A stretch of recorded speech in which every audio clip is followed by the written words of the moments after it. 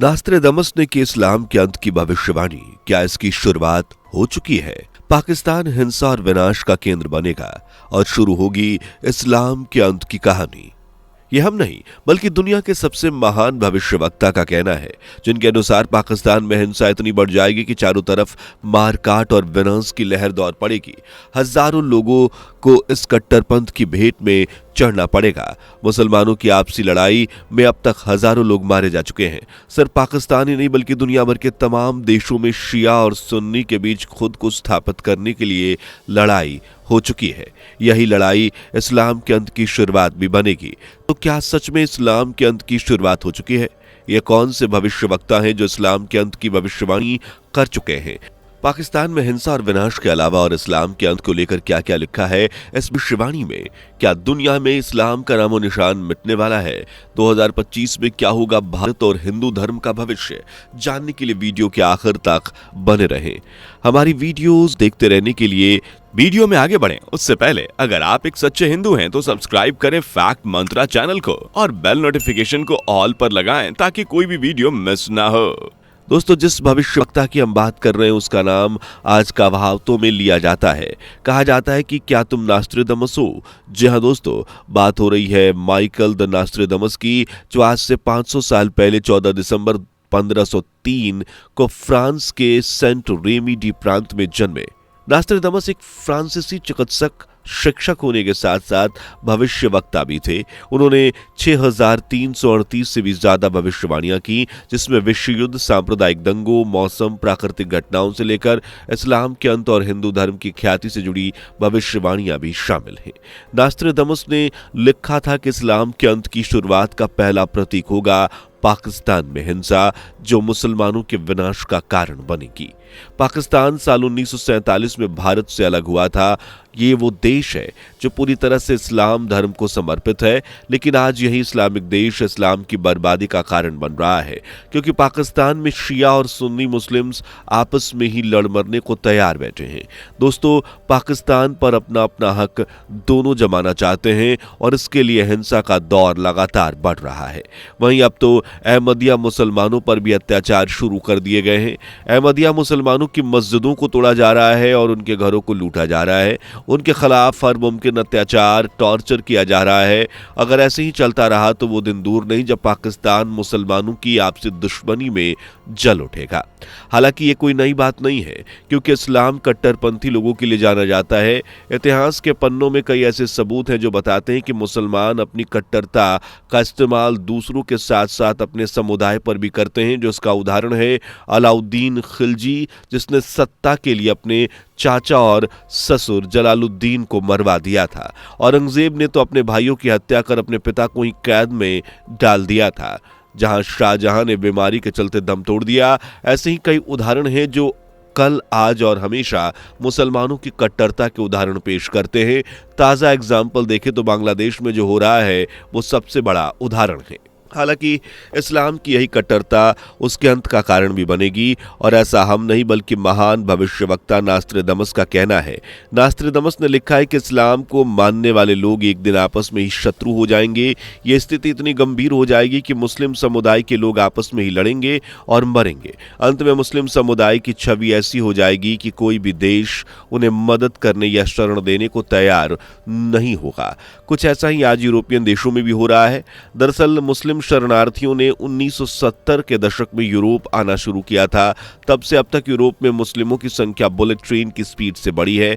आज European countries में 50 million के लगभग मुस्लिम्स हैं, लेकिन मुस्लिमों के साथ साथ इनकी कट्टरता की भी स्पीड बढ़ रही है।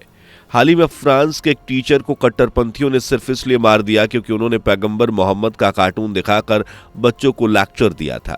जब इस मामले पर एक्शन लिया गया तो सभी मुस्लिम्स का खून खौल गया, लेकिन टीचर को मारा ये गलत है, किसी ने नहीं कहा। इसी तरह इस्लाम के फॉलोअर्स आतंकवादियों ने ऑस्ट्रिया में अंधाधुंध गोलियां बरसाई। ब्रिटेन, जर्मनी, फ्रांस जैसे तमाम यूरोपियन देशों में कट्टरपंथ लगातार बढ़ रहा है। इसलिए यूरोप की मैक्सिमम कंट्रीज ने इस्लाम के खिलाफ एक्शन लेना शुरू कर दिया है। कई देश तो यहां तक कह चुके हैं कि उन्होंने ना तो इस्लाम की उन्हें जरूरत है और ना ही मुसलमानों की वो जा सकते हैं। हैं। यूरोप के ज्यादातर देशों में मस्जिदों को तोड़ने का काम भी शुरू हो चुका है। जर्मनी में तो मस्जिद बंदी शुरू हो चुकी है। यहाँ की सबसे बड़ी मस्जिद पर ताला लटकाया जा चुका है। इस मस्जिद को नीली मस्जिद कहते हैं और इस पर ताला लगाने की वजह है मस्जिद के जरिए कट्टरपंथ और इस्लाम को पूरी जर्मनी में फैलाने की कोशिश। साथ ही इस मस्जिद के थ्रू इस्लामिक शासन लाने की भी तैयारी थी। स्वीडन में तो मस्जिद के सामने ही कुरान तक जला दी गई। France, Denmark, Belgium, Netherland, Morocco, Austria और ट्यूनीशिया जैसे कई देशों ने बुर्का, हिजाब और इस्लाम से जुड़ी कई चीजों को बैन कर दिया और कोई देश इस्लाम और उससे जुड़े लोगों को सपोर्ट करने को तैयार नहीं है। इनमें से एक देश तो मिडिल ईस्ट का सऊदी अरब भी है, जहां एक मुस्लिम देश होने के बाद भी देश में मौलानाओं पर बैन है। ऐतिहासिक मदरसों और मस्जिदों की जगह होटल्स, टॉयलेट बनाए जा रहे हैं। हालांकि शिया और सुन्नी के बीच चल रही ये लड़ाई ईरान और सऊदी अरब के बीच की कई सालों से लड़ी जा रही है।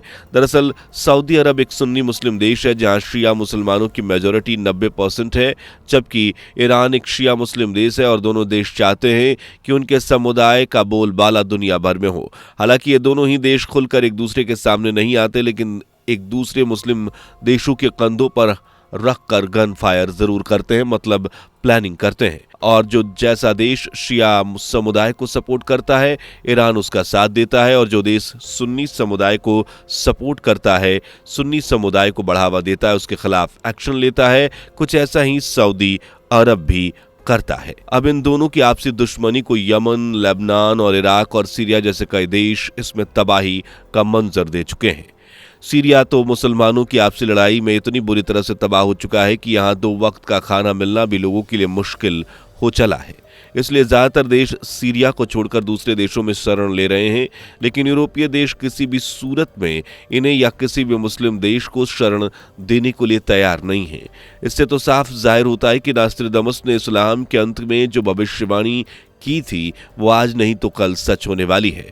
इस्लाम के अंत से जुड़ी नास्ट्रादामस की अगली भविष्यवाणी कहती है कि सागरों के नाम वाला धर्म चांद पर आधारित नाम वाले धर्म की अपेक्षा जल्दी पनपेगा। यहाँ सागरों के नाम वाले धर्म की बात करें तो वो हिंदू, सनातन या वैदिक धर्म है, क्योंकि एकमात्र हिंदू धर्म ही वो धर्म है जो हिंद महासागर का नाम रखा है। जबकि चांद पर आधारित धर्म की बात करें तो उससे इस्लाम जोड़कर देखा जाता है, क्योंकि इस्लाम में चांद को बेहद खास और पवित्र माना जाता है।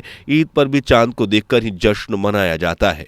नास्ट्रादामस ने कहा है, इसलिए यहाँ चांद पर आधारित इस्लाम धर्म को माना जा रहा है। और इस तरह नास्ट्रादामस की ये भविष्यवाणी कहती है कि हिंदू धर्म इस्लाम की अपेक्षा तेजी से फैलेगा और धीरे धीरे इस्लाम अपने अंत की ओर अग्रसर होगा।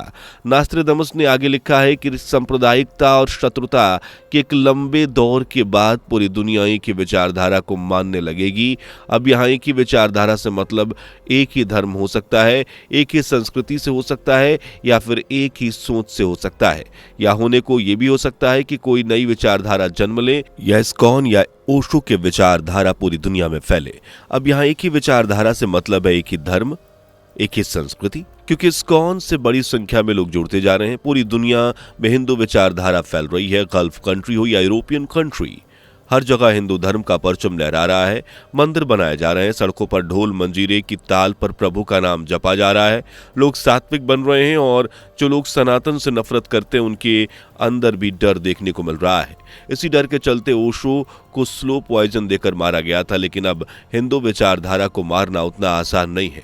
हालांकि यहाँ हिंदू विचारधारा की बात हो रही है या किसी और की, इस्लाम का अंत कब कैसे शुरू होगा या हो चुका है तो आइए तो आने वाला वक्त ही बताएगा। लेकिन आपके इन भविष्यवाणियों पर क्या विचार है, कमेंट करके जरूर बताएं। वीडियो पसंद आई हो तो लाइक शेयर करके चैनल को सब्सक्राइब करें और बेल आइकन को प्रेस जरूर कर लें।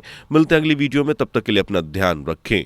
दोस्तों, आपके स्क्रीन पर 2 और वीडियो दिख रही हैं, जिसे देखने के लिए आप स्क्रीन पर क्लिक करें। दोनों देखिएगा, बहुत अच्छी